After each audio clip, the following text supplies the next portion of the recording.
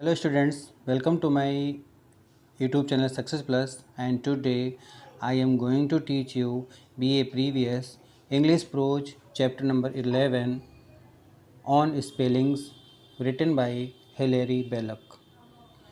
Okay dear students, तो video start करने से पहले आप लोगों से रिक्वेस्ट है, अगर आप हमारे चैनल पर नए हैं तो सबसे पहले हमारे चैनल को सब्सक्राइब कर लें और पास में बने हुए बेल के आइकन को ही प्रेस कर दें, जिससे कि आपको हमारे लेटेस्ट वीडियो समय से मिलते रहें और आप हमारे टच में बने रहें और अच्छे से अपनी प्रिपरेशन करते रहें। ओके, तो without wasting any time let us start the chapter. Okay, तो बता दूं आप लोगों को कि ये जो ऑन स्पेलिंग चैप्टर है ये आपका 11th चैप्टर है और इसकी मैं समरी आपको पहले बताऊंगा और ये चैप्टर मैं आपको 2 वीडियो के माध्यम से दूंगा। ठीक है, तो फर्स्ट जो वीडियो इसका होगा वो इसकी समरी को लेकर के होगा। चूँकि चैप्टर बड़ा है इसलिए इसकी आधी समरी मैं आपको इस फर्स्ट वीडियो में बताऊँगा और आधी समरी मैं आपको जो नेक्स्ट इसका वीडियो दूंगा उसमें बताऊंगा। उसके साथ में आपको एक्सप्लेन भी इम्पोर्टेंट मैं आपको बताऊंगा। ठीक है, तो स्टार्ट करते हैं चैप्टर का। जैसा कि नाम है ऑन स्पेलिंग्स, तो जो हम लोग स्पेलिंग्स लिखते हैं इंग्लिश में उस स्पेलिंग को लेकर के है। और इसमें जो थीम है राइटर ने बताया है कि मोस्टली लोग क्या करते हैं कि स्पेलिंग्स के पीछे भागते हैं कि हमारे स्पेलिंग्स कहीं गलत ना हो जाएं और बहुत ही सावधान रहते हैं। थोड़ी सी स्पेलिंग गलत होती है तो उसके लिए बहुत ही टेंशन ले लेते हैं। तो राइटर का कहना ये है कि ऐसा कोई ज़रूरी नहीं है कि स्पेलिंग अगर गलत हो रही है तो बहुत भारी गलती हो गई है। स्पेलिंग बहुत ज़्यादा वैल्यू नहीं रखती है, जैसा कि राइटर ने इसमें डिस्क्राइब किया है। ओके, तो स्टार्ट करते हैं। Expressing his views on spelling, the writer Hilaire Belloc says that there was no such thing as spelling about 200 years ago. Writer का मानना है कि अपनी स्पेलिंग वाले विचार को प्रस्तुत करते हुए जो राइटर हिलेरी बेलक हैं वो ये कहते हैं कि अगर हम देखें तो 200 साल पहले स्पेलिंग जैसी कोई चीज़ होती ही नहीं थी। Okay, and our utmost emphasis on spelling is not also very old. और हमारा जो सर्वाधिक जोर देना है, जो हमारा अत्यधिक जो हम बहुत ही जोर दे करके स्पेलिंग पर ध्यान देते हैं, ये बहुत ही पुरानी बात नहीं है। यानी कि बहुत पुराने समय में स्पेलिंग पर ज़्यादा जोर नहीं दिया जाता था और अभी हम लोग जल्दी में ही कुछ दिनों पहले ही स्पेलिंग पर ज़्यादा जोर देने लगे हैं। And yet the people belonging to aristocratic class, और फिर भी वो लोग जो संबंध रखते हैं एक कुलीन तंत्र यानी कि अच्छे वर्ग से, अच्छे परिवार से, एंड पीपल और ऐसे लोग belonging to the weak worker class जो मजदूर वर्ग के लोग होते हैं, care the least about spelling, वो बहुत कम स्पेलिंग के बारे में ध्यान रखते हैं। मीन्स लेखक ने कहा जो मिडिल क्लास के लोग हैं वो तो स्पेलिंग पर ध्यान देते हैं, लेकिन जो अरिस्टोक्रेटिक हैं और जो वर्कर हैं यानी जो बहुत अमीर हैं और बहुत ही कुलीन तंत्र के लोग हैं और जो बहुत ही लोअर क्लास के लोग हैं वो स्पेलिंग पर ध्यान नहीं देते हैं। जो मध्यम वर्ग के लोग हैं वो स्पेलिंग पर ज़्यादा ध्यान देते हैं। राइट, आगे बढ़ते हैं।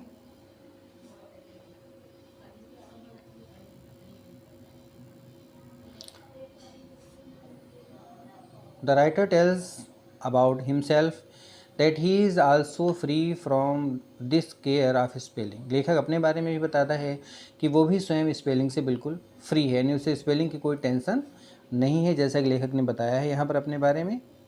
ओके, कह रहे there was a time when he troubled at the mere thought of misspelling, कि एक ऐसा समय भी था, राइटर कह रहा है कि जब वह, यानी लेखक अपने लिए बता रहा है कि ऐसा समय था जब मैं बहुत ही परेशान हो जाया करता था। यानी ट्रेम्बल मीन्स कांपने लगता था।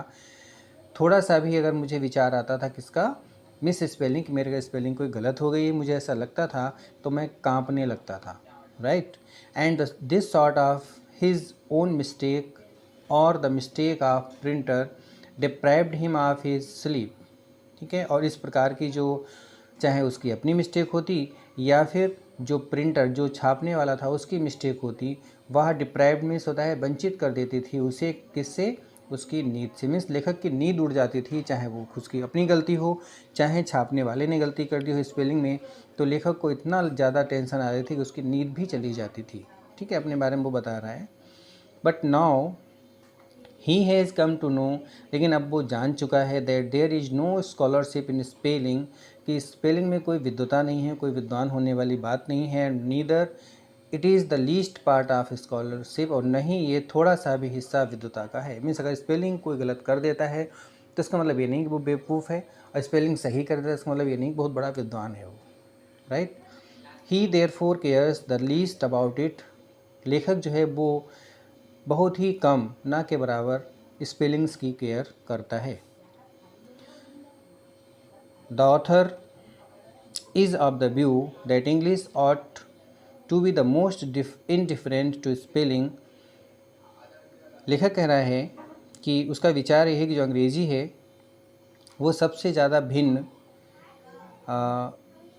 है, समझी जा सकती है स्पेलिंग को लेकर के, because the meanings of English word and phrases, क्योंकि जो मीनिंग्स है इंग्लिश वर्ड को, उनकी जो फ्रेजेस वाक्यांश होते हैं उनकी, do not depend upon spelling, वो स्पेलिंग पर निर्भर नहीं करती हैं। It is so neither in Latin and French, लेखक कह रहा है ऐसा लैटिन भाषा में और फ्रेंच भाषा में नहीं है जैसा कि इंग्लिश में है, स्पेलिंग पर डिपेंड होते हैं फ्रेजेस और words. But it is so in English, लेकिन इंग्लिश में ऐसा ज़रूर है कि स्पेलिंग पर लोग ध्यान देते हैं। हेयर एंड देयर, कहीं कहीं पर, देयर में बी सम एम्बिग्विटी, वहाँ पर कुछ एम्बिग्विटी मीन्स होता है अस्पष्टता, as in the words affect and effect, जैसा कि अगर हम शब्द अफेक्ट की बात करें और इफ़ेक्ट की बात करें तो थोड़ी सी इसमें अस्पष्टता देखी जा सकती है। But in most of the cases, लेकिन अधिकतर ऐसे केसेज हैं, देयर इज़ नो एम्बिग्विटी, उनमें कोई भी अस्पष्टता नहीं होती है, राइट। आगे बढ़ते हैं।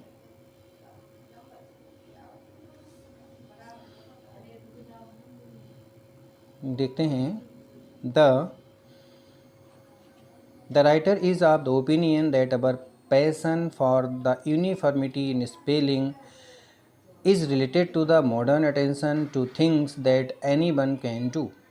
राइटर कह रहा है कि उसकी जो राय है वो ये है कि हमारा जो पैसन है, हमारी जो तीव्र इच्छा है, हमारा जो मनोवेग है, फॉर द यूनिफॉर्मिटी मीन्स होता है समरूपता, यानी एक समान, इन स्पेलिंग में, is related to the modern attention, वह संबंधित है किससे, आधुनिक अटेंशन से, यानी आधुनिक ध्यान से, टू थिंग्स वस्तुओं के प्रति, दैट एनीवन कैन डू, जो कि कोई व्यक्ति कर सकता है। इन अदर वर्ड्स, दूसरे शब्दों में अगर हम कहें, there is not many things in the modern world, कि आधुनिक संसार में ऐसी बहुत सी चीज़ें नहीं हैं, दैट आर सो सिंपल, जो इतनी सिंपल हैं, एंड इनसिग्निफिकेंट, और गैर महत्वपूर्ण हैं, that anyone can do them, कि कोई व्यक्ति उनको कर सकता है। There is required no intelligence और ability to do these things, और इसके लिए, ऐसा करने के लिए किसी भी बुद्धिमानी की या किसी भी योग्यता की, किसी भी क्षमता की आवश्यकता नहीं होती है। सच एज मैकेनिकल थिंग्स और एक्ट्स, जैसे कि हम क्या कह सकते हैं, मैकेनिकल मीन्स यांत्रिकी, यानी यांत्रिक बातें, और एक्ट्स मीन्स कार्य, okay. Spelling is also one of them, spelling भी उनमें से एक है। It is fostered by the state educational system, इसको फॉस्टर्ड मीन्स होता है पोषण देना, ठीक है, इसको पाला पोसा जाता है bye the state educational system, यानी जो राज्य शिक्षा पद्धति है उसके द्वारा तो इसको बल दिया जाता है, इन स्पेलिंग पर ध्यान दिया जाता है, और बाय द प्रिंटिंग प्रेस, या फिर जो प्रिंटिंग प्रेस होती है, जो छापने वाली मशीन होती हैं, जो प्रेस के लोग होते हैं, वो इस पर ध्यान देते हैं, ठीक है, इसको स्पेलिंग को पालते पोसते हैं, मतलब स्पेलिंग पर वो ध्यान देते हैं। वी में से हम कह सकते हैं that only the state educational system and the people associated with printing press ले अटमोस्ट एम्फेसिस ऑन इन, यानी कर हम ये कहें, दूसरे शब्दों में कहा जा सकता है कि जो शिक्षा संस्थान हैं, जो राज्य के संस्थान होते हैं, वो और ऐसे लोग जो कि प्रिंटिंग प्रेस से संबंधित होते हैं, एसोसिएट में जुड़े होते हैं, वे बहुत ज़्यादा जोर देते हैं किस पर, स्पेलिंग्स को लेकर के, right. But its roots are essentially in mechanical simplicity, लेकिन जो इसकी जड़ें होती हैं वो आवश्यक रूप से कहाँ होती हैं, एक यांत्रिकी सादगी में, यानी यांत्रिकी जो, यानी मैकेनिकल जो सिंप्लिसिटी है उसमें, और लाइज इन थिंग्स, या फिर निहित होती हैं उन चीज़ों में, in which that man is most advance, जिसमें मनुष्य ज़्यादा ही अग्रणी होता है, who is least able to think, जो कि थोड़ा सा भी समर्थ होता है सोचने के लिए। द राइटर मीन्स टू से, लेखक का कहने का अर्थ यह हुआ दैट दोज कि वे लोग who are unable to think, जो कि असमर्थ हो जाते हैं सोचने में, एनी नोबल आइडिया, कोई भी योग्य विचार, गिव इम्पोर्टेंस टू स्पेलिंग, वो ही स्पेलिंग को महत्व देते हैं। मीन्स ऐसे लोग जो कोई अच्छी बात नहीं सोच पाते हैं, लेखक कहता है वही लोग क्या करते हैं, स्पेलिंग्स को महत्व देने लगते हैं। और its roots lie in the crazy thinking, या फिर इसकी जो जड़ें हैं वो लाई मीन्स निहित होती हैं इन द क्रेजी थिंकिंग, एक सन की यानी पागलपन वाली विचारधारा में, that only those things can be known best, कि केवल उन्हीं चीज़ों को अच्छा जाना जा सकता है, दैट कैन बी मेजर्ड, जिनको हम नाप सकते हैं, एक्यूरेटली मीन्स बिल्कुल ठीक ठीक, accurate, and that when things are measured, और यह कि जब वस्तुओं को नापा जाता है, they can be known better, तब उनको अच्छे तरीके से जाना जा सकता है। ठीक, मीन्स लेखक का कहना क्या है, किसका मतलब तो यही हुआ कि हम हर चीज़ को की नाप ले सकें, और जिस चीज़ की नाप लेते हैं, जिस चीज़ को हम सही से नाप लेते हैं, वही चीज़ अच्छी है। अगर हम स्पेलिंग के पीछे भागते हैं तो उसका मतलब ये होता है। It's relationship is with this habit, इसका जो रिलेशनशिप है वह इस आदत के साथ है। ऑफ आस्किंग, कि लोग पूछते क्या हैं, हाउ ब्रॉड, कि कोई चीज़ कितनी चौड़ी है, हाउ हाई, कोई चीज़ कितनी ऊंची है, हाउ ओल्ड, कितनी बड़ी है, हाउ लॉन्ग, कितनी लंबी है। ये सारे जो क्वेश्चंस होते हैं उस मेजरमेंट को लेकर के होते हैं, जिससे लोग वस्तुओं को नापते हैं, चीज़ों को नापते हैं।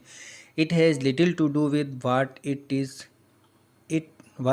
इज़ इट्स क्वालिटी, और ये इसका गुण क्या है, वाट इज़ इट्स क्वालिटी, यानी उस वस्तु का गुण क्या है, उस गुण के बारे में ये चीज़ बहुत ही कम बताती है। यानी अगर उसकी नाप ले भी लेते हैं तो उसका गुण क्या है ये पता नहीं चल पाता है। राइट, आगे देखते हैं। नेक्स्ट पैराग्राफ है, our forefathers cared so little for the ridiculous things that they did not, कि हमारे जो फोर फादर्स, लेखक कह रहा हमारे जो पूर्वज थे, यानी जो हमारे पिता बाबा परबाबा थे, वो लोग क्या करते थे, केयर में ध्यान देते थे बहुत ही कम, किसका, ऑफ दिस रेडिकुलस थिंग्स, इस बेवकूफ़ी वाली वस्तु, किसके लिए कहा गया, स्पेलिंग पर ध्यान देने वाली वस्तु को बेवकूफ़ी वाली वस्तु कह दिया गया है।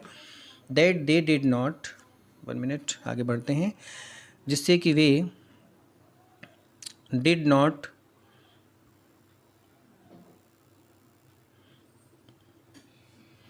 Even spell their own names, कि वे अपने खुद के नाम को की भी स्पेलिंग भी the same way throughout their life, यानी सारे जीवन भर, जो करेंगे पूर्वज हमारे थे वो स्पेलिंग पर इतना कम ध्यान देते थे कि उन्होंने अपने जीवन भर, जितना उनका जीवन रहा, अपने जीवन भर उन्होंने क्या किया, यहाँ तक कि उन्होंने अपने नाम की स्पेलिंग को भी सेम नहीं बोला, यानी उनकी नाम की स्पेलिंग एक बार कुछ बोल दी, दूसरी बार में कुछ बोल दी, तीसरी बार में कुछ बोल दी। ठीक है, तो इतना वो इम्पोर्टेंस स्पेलिंग को नहीं देते थे हमारे पूर्वज। As for common words are connected, अगर हम कॉमन वर्ड्स की बात करें, कंसर्न, अगर हम कॉमन वर्ड्स की से संबंधित बात करें, there seems such an instinct, तो वहाँ पर एक ऐसी धारणा हमें समझ में आती है, इन देम, उनमें, which the author can not appreciate and praise them, जिसकी लेखक जो है नहीं कर सकता है, लेकिन प्रशंसा करना और उनकी, भाई प्रेज अप्रिसिएट एक ही बात होती है, प्रशंसा करना। They would often repeat letters and use I in place of Y and double the consonants. लेखक कह रहा है कि जो पूर्वज लोग थे वो क्या करते थे, वो रिपीट करते थे लेटर्स को, यानी जो लेटर्स थे उनको रिपीट बार बार लिख देते थे लेटर्स को, और क्या करते थे, यूज़ करते थे आई को, अगर जहाँ वाई लगाना होता था वहाँ वो आई का भी प्रयोग कर लिया करते थे। एंड डबल द कॉन्सोनेंट, और कभी कभी जो कॉन्सोनेंट्स हैं, जो व्यंजन होते हैं, मीन्स जो इंग्लिश में ए ई आई ओ यू को छोड़ करके जो सारे कॉन्सोनेंट्स होते हैं, उन कॉन्सोनेंट को वो डबल भी यूज़ कर लेते थे, जैसे डबल वाई कर दिया, ठीक है, डबल टी कर दिया, इस टाइप से।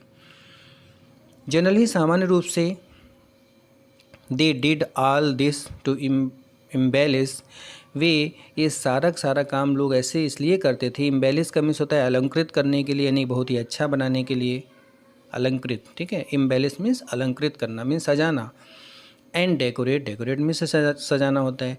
दियर लैंग्वेज, यानी लोग ऐसा इसलिए करते थे ताकि उनकी भाषा थोड़ी सी सजी धजी हो जाए और अच्छी लगने लगे, देखने में अलंकृत हो जाए।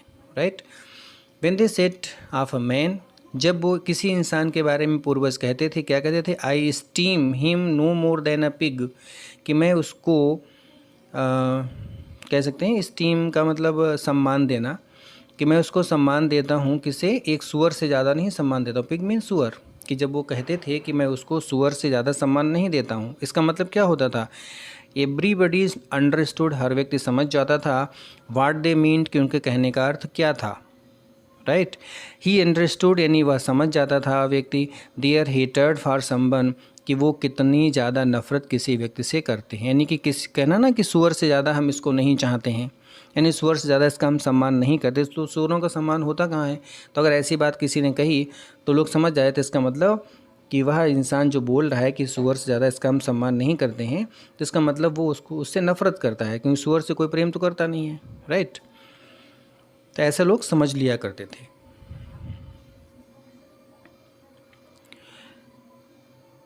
In the present stereotype form, stereotype का मतलब होता है कि एक प्रकार की, मतलब एक समान, स्टीरियोटाइप। तो वर्तमान जो एक प्रकार की वस्तु है, this is the least affect और इफ़ेक्ट, वो क्या है? बहुत ही कम अफेक्ट और इफ़ेक्ट। देखिए, अफेक्ट क्या होता है? अफेक्ट मीन्स होता है प्रभाव, ठीक है। अफेक्ट मीन्स, इफेक्ट मीन्स होता है प्रभाव, और अफेक्ट मीन्स होता है प्रभावित करना, ठीक है। तो यहाँ पे वर्ब और नाउन का डिफरेंस है बस केवल, लेकिन वर्ड्स देखने में ऐसे केवल ई और ए का ही अंतर है यहाँ पर।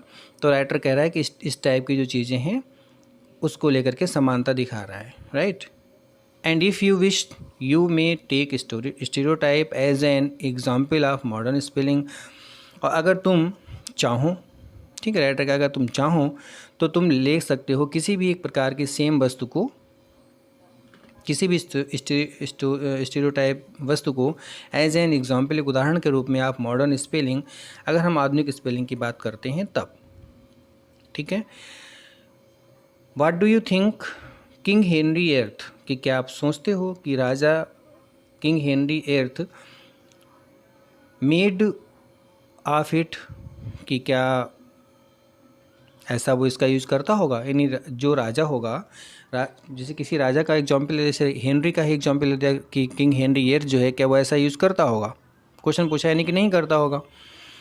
एंड आफ्टर ऑल, और कुल मिला करके, ऑफ दिस इसका, how our forefathers would tolerate our habit of using long words, कि कैसे हमारे जो पूर्वज थे वो, टॉलरेट मीन्स होता है सहन करते होंगे, हमारी आदत को ऑफ यूजिंग लॉन्ग वर्ड्स, लंबे लंबे शब्दों का प्रयोग करके, स्पेशली दोज, विशेष रूप से वो शब्द, who made the English language, जो कि इंग्लिश लैंग्वेज बनाते हैं, ठीक है।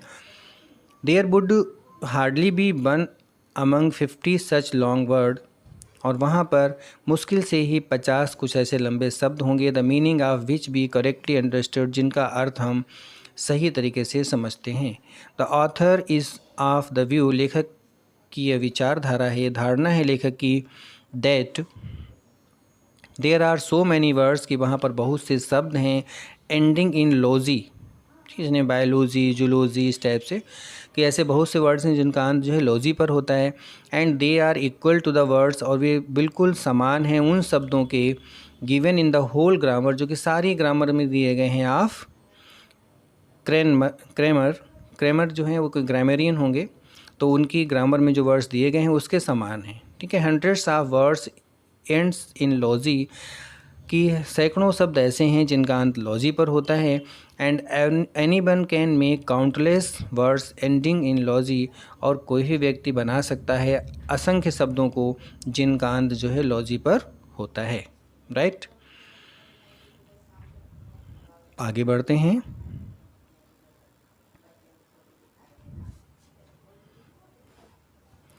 Spelling produces among Nations and divisions hatred, अब लेखक कह रहा है कि जो स्पेलिंग्स होती हैं वो क्या करती हैं, उत्पन्न करती हैं राष्ट्रों और जो डिविजन्स मीन्स जो एरिया होते हैं उनके बीच में, हेटर्ड मीन्स नफ़रत, ठीक है।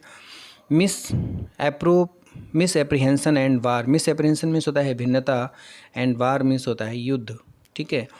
कि अगर देखा जाए तो स्पेलिंग ऐसी चीज़ें होती हैं कि जो राष्ट्रों और जो भाग होते हैं, मीन्स जो एक विभिन्न एरियाज़ होते हैं उनके बीच में नफ़रत है, विभिन्नता है और युद्ध जैसी हालत उत्पन्न कर देती हैं, राइट। आवर फोर फादर्स, हमारे पूर्वज, स्पेल्ड वार्स एज वार्स, कि हमारे जो पूर्वज थे वो क्या करते थे, स्पेलिंग जो वार्स होती है WARS, वार्स यानी जो युद्ध वाला वार होता है उसको वो कैसे करते थे, क्या कर दिया, वार्स RRES कर दिया, ठीक है। वो इसकी स्पेलिंग WARRES लिखते थे। जैसे बताया था कि डबल कॉन्सोनेंट करते थे, देखो डबल आर जो है आर को डबल कर दिया है और एक यहाँ पर ई लगा दिया है, ठीक है। तो उन्होंने वार्स को वार्स कह दिया। अब इसको भी हम वार्स पढ़ेंगे, इसको भी हम वार्स ही पढ़ेंगे, ठीक। तो फोर फादर्स क्या करते थे कि किसी भी वर्ड की स्पेलिंग को चेंज कर देते, लेकिन उसका जो प्रोनाउंसिएशन होता वो सेम रहता था। द ऑथर कन्फेसेज, लेखक स्वीकार करता है, हिज ओन वीकनेस, अपनी खुद की कमजोरी, एंड सेज, और कहता है, वैन एवर, कि जब कभी भी, he sees someone speaking labour, कि जब वो कभी भी उसने देखा किसी को बोलते हुए लेबर यानी LABOR। अब देखें आप लोग, लेबर का हम लोगों ने स्पेलिंग जो है LABOUR पढ़ी है, ठीक है। तो लेखक कह रहा है जब भी कभी हमने लोगों को बोलते हुए लेबर सुना LABOR in place of labour, LABOUR के स्थान पर अगर किसी ने LABOR बोल दिया तो ही बिकम्स रेड इन एंगर। लेखक कह रहा है कि मुझे क्या लगता था कि मैं एकदम गुस्से से लाल हो गया हूँ, यानी मुझे इतना गुस्सा आता था अगर कोई लेबर की स्पेलिंग LABOUR की जगह क्या बोल दी उसने, LABOR, ठीक है। मोर ओपनली, अगर हम और ज़्यादा खुले रूप से कहें, he admits it the better for international and domestic prose, तो वो स्वीकार करता है इसे अधिक ज़्यादा अच्छी, किसके लिए, अंतर्राष्ट्रीय और घरेलू प्रोज के लिए वो उसको स्वीकार करता है, okay. Now the word labour is very abhorrent to imitate English mind. अब अगर हम बात करें तो जिस वर्ड लेबर है, शब्द लेबर LABOR है, वो बहुत ज़्यादा घृणित है। अबोरेंट मीन्स घृणा करने वाला, घृणित कह सकते हैं। टू इमिटेट इंग्लिश माइंड, यानी इंग्लिश माइंड के लोगों को मतलब घनिष्ठता कह सकते हैं। इमिटेट मीन्स घनिष्ठ भी होता है, मीन्स अंग्रेज़ी माइंड के लोगों के लिए देखा जाए लेबर शब्द जो है बहुत ज़्यादा घृणित है, ओके। LABOR वाली स्पेलिंग वाला जो लेबर है वो। It is a very good reply to the people who will defend spelling, saying that it reminds one of the origin of word. Such people are proud of their language, ठीक है। लेखक कह रहा है it is a very good reply, ये बहुत ही अच्छा उत्तर है किसके लिए, टू द पीपल, उन लोगों के लिए, हु विल डिफेंड, जो रक्षा करेंगे, मीन्स बचाव करेंगे स्पेलिंग का, क्या कहते हुए कि it reminds one of the origin of words, कि यह हमें याद दिलाता है, यानी कि शब्दों की जो उत्पत्ति है उनमें से एक शब्द की, such people are proud of their language, जैसे ऐसे लोग अपनी भाषा पर यानी अपनी भाषा पर जो है वो गर्व करते हैं। मीन्स कहने का अर्थ हुआ कि जो लोग अपनी भाषा पर गर्व करते हैं और कहते हैं कि ऐसा शब्द जो है वो शब्दों की उत्पत्ति से निकला है, हमें उत्पत्ति की याद दिलाता है, तो ये वो लोग जो हैं ऐसा कह के अपनी रक्षा कर सकते हैं। लेखक कह रहा है कि ये बात जो है उसका उत्तर हो सकता है, right. Labour is the correct word, यानी जो लेबर है वो बिल्कुल सही शब्द है। While labour is it's twisted form, अब लेखक कह रहा है देखा जाए तो LABOR ही सबसे सही शब्द है और LABOUR जो है वो उसका टूटा हुआ, उसका मुड़ा हुआ, टेढ़ा मेढ़ा रूप है, right. It has come into English form and English from the dead use of French language, और ये इंग्लिश में कैसे आया, कहाँ से आया, कि जो एकदम जो ख़राब भाषा, जो मृत भाषा हो गई थी, डेड लैंग्वेज हो गई थी, किसकी, फ्रेंच की, यानी फ्रांस की डेड लैंग्वेज का एक वर्ड है कि फ्रांस में जो वर्ड डेड हो गया था LABOUR, वो हमारी इंग्लिश में आकर के LABOUR लोग उससे मानने लगे। इट आल्सो टेल्स अस, ये हमें यह भी सिखाती है, द हिस्ट्री मीन्स इतिहास, दैट द जेंट्री, कि जो उच्च वर्ग के लोग हैं, वर फ्रेंच, वो फ्रेंच थे, बिफोर दे वर इंग्लिश, जिससे पहले वो अंग्रेज़ हुए उससे पहले वो फ्रेंच थे। बट इफ़ समवन सेज, लेकिन अगर कोई व्यक्ति कहता है, दिस मीन्स ऐसा, ही लाइज बिकॉज, तो वो झूठ बोलता है क्योंकि, it does not teach anything of this sort, क्योंकि हमें यह इस प्रकार की कोई बात नहीं सिखाता है, okay. The writer tells us, लेखक हमें बताता है अबाउट अनदर वर्ड, एक दूसरे शब्द किसके बारे में, इंक के बारे में। ठीक है, लेखक ने हमें एक अगले शब्द इंक के बारे में बताया है, विच बैसिलस यूज, जिसे बैसिलस ने प्रयोग किया था, बैसिलस नाम है, उन्होंने प्रयोग किया था to put his most awful signature, अपने सबसे ज़्यादा भयानक सिग्नेचर करने में, ड्यूरिंग हिज रूल अपने शासन के दौरान, इन कॉन्स्टेंटिनोपल। ठीक है, कॉन्स्टेंटिनोपल क्या होता है, एक लार्ज सिटी है और एक पुराना पहले वाला शहर माना जाता है, कहाँ का, टर्की का। ठीक है, तो उसको कहते हैं कॉन्स्टेंटिनोपल। ठीक है, तो उन्होंने इतना लंबा इसका यूज़ किया होगा वर्ड का सिग्नेचर के लिए। If there is any word that tells the history of the whole Europe, अगर वहाँ पर कोई शब्द है जो हमें बताता है, द हिस्ट्री मीन्स इतिहास, ऑफ द होल यूरोप, सारे यूरोप का, एंड इट्स सेंटर, उसके केंद्र, बाइजेंटाइन का। ठीक है, इट इज़ इंक, तो वो इंक शब्द ही है जो हमें ये सब बताता है। But it does not teach anything, लेकिन ये हमें कुछ नहीं सिखाता है। नॉर डज द वर्ड, नहीं शब्द कॉन्स्टेंटिनोपल, टीच, कॉन्स्टेंटिनोपल शब्द भी हमें नहीं सिखाता है। एनीथिंग मीन्स कुछ भी, दो मीन्स यद्यपि, it is hard to spell it, हालांकि कठिन शब्द तो है, इसकी स्पेलिंग लिखना वास्तव में कठिन है क्योंकि बड़ा शब्द है इसलिए, लेकिन इस शब्द से भी बहुत कुछ ज़्यादा सीखने को नहीं मिलता है। ओके, आगे देखते हैं। इट इज़ नॉनसेंस टू से, ये बिल्कुल बेवकूफ़ी होगी कहना, क्या कहना बेवकूफ़ी होगी, that spelling teach the past of the word and things, की स्पेलिंग जो है वो हमें अतीत के शब्दों को, अतीत की बातों को बताती हैं। If there was any truth in it, अगर इसमें कोई भी सच्चाई होती, we should spell the canon of a cathedral, तो हम स्पेलिंग क्या करते, जो कैनन है, कैनन की स्पेलिंग भी हम कैथेड्रल के समान यूज़ करते, यानी कैथेड्रल और कैनन भी सेम हम यूज़ कर लेते अगर ऐसा होता तो। इन द समने सॉरी सेम हो, मिस्टेक हो गई, यहाँ पर सेम ही होगा, इन द सेम वे, ठीक उसी प्रकार से, इन विच भी स्पेल अ गन, जैसे कि हम स्पेलिंग लिखते हैं गन की। ठीक है, तो अगर ये जैसे कैनन है, कैथेड्रल है, गन है, अगर ये सब सेम होता तो इनकी स्पेलिंग अलग अलग क्यों होती। ठीक है, तो इनको हम सेम ही लिखते।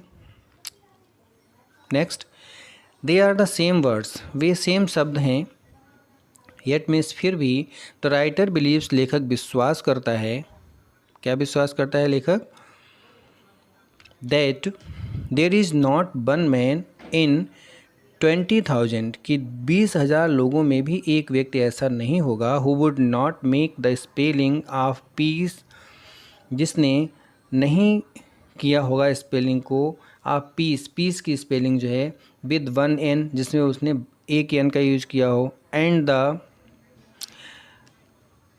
एक्जिलियास्टिक,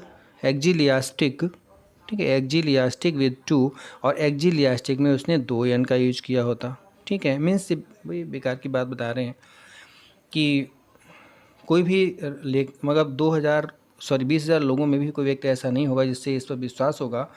अगर ऐसा होता तो उनमें से कोई भी व्यक्ति ऐसा होता कि जिसने पीस की स्पेलिंग में एक एन लगाया होता और एक्जिलियास्टिक की स्पेलिंग में 2 एन लगाए होते। ठीक है, द राइटर सेज, लेखक कहता है, ठीक है, एक्जिलियास्टिक मीन्स होता है पादरी। ठीक है, पादरी चर्च के होते हैं, एक्जिलियास्टिक मीन्स ही पादरी होता है। अभी देखो आगे ये कहेगा क्लैरिक, क्लैरिक मीन्स ही पादरी ही होता है, राइट। तो द राइटर सेज, लेखक कहता है, that if he would use an extra n, कि अगर उसने कोई अलग से एन यूज़ किया होता, विद एनी वर्ड, किसी भी शब्द के साथ, he would do so with क्लैरिक, तो वो वैसा ही काम क्लैरिक शब्द के साथ भी करता। मीन्स सभी शब्दों के साथ में हम कुछ भी नहीं लगा सकते हैं।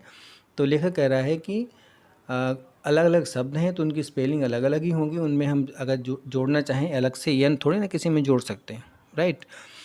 तो okay dear students, hope you all understood the summary of this chapter, and इसके बाद में जो इसका सेकेंड पार्ट है वो मैं आपको नेक्स्ट वीडियो में आपको समझा दूंगा। क्योंकि चैप्टर बहुत ही लंबा था इसलिए मैंने इसको अभी 2 पार्ट्स में डिवाइड कर लिया है। और ये जो पार्ट मैंने आपको समझाया है ये हाफ से ज़्यादा हो चुका है, और नेक्स्ट पार्ट में मैं आपको हाफ इसकी समरी जो बची हुई है वो मैं आपको समझाऊंगा, और साथ साथ में इसमें 2 या 3 करीब एक्सप्लेन जो मोस्ट इम्पॉर्टेंट इस चैप्टर से बनते हैं उनको भी मैं समझा दूंगा, राइट। तो तब तक आप लोग ध्यान से पढ़ें, इसे समझें, और नेक्स्ट वीडियो का आप लोग वेट करें। Till then, thank you, good bye.